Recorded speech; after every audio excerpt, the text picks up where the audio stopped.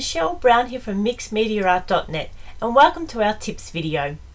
Today we're going to be looking at the materials that we use in our mixed media artwork. Now some of these are a little bit more expensive, so you certainly don't need every one of these items to create your own mixed media artwork. Now for those of you who have been around for a while or that participated in our Creating Layers online tutorial recently, we always like to start with a layer of gesso. Now I've been using the Devon Matisse one. Now this is 500 ml, so I suggest if you are just starting out, purchase the smallest container you can find to then let you play with it and you haven't spent a lot of money on your products. There's nothing worse than spending a lot of money on your materials and then not wanting to use them. That's not what we want to happen here. We want materials that we can use and so create experiences and get practice and get better as we go along. I've also more recently bought the Montmartre Gesso as well, so I haven't used that yet, so I'm not sure how the two compare. If we're adding any ephemera or tissue paper, I like using the gel medium. I find that it sticks really well and that it will hold down the ephemera as we add further layers of varnish and paint.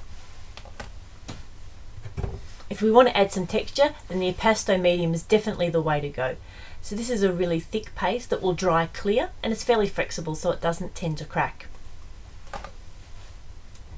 And then talking about varnish, I like using the Polymer Gloss Varnish by Matisse, but again this is quite expensive, so if you don't already have it, I wouldn't rush out to get it.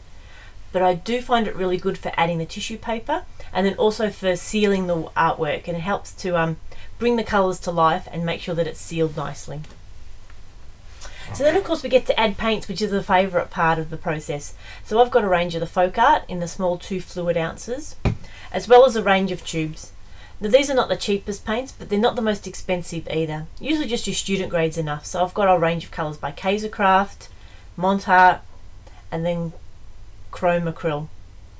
Now these were the colours that we used in our Creating Layers tutorial.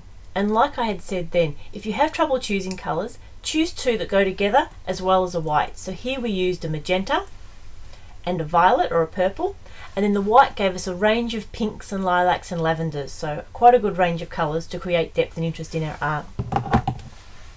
Then my most recent addition to my materials list has been a spray varnish.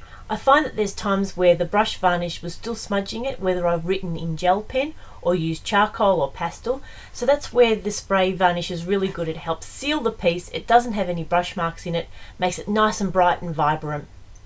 So there's some of the materials that I use in my mixed media art. Like I said, if you don't already have them, you certainly don't need to rush out and buy them to get yourself started. But these are some guides as to what I use. So happy creating and thank you for joining us today.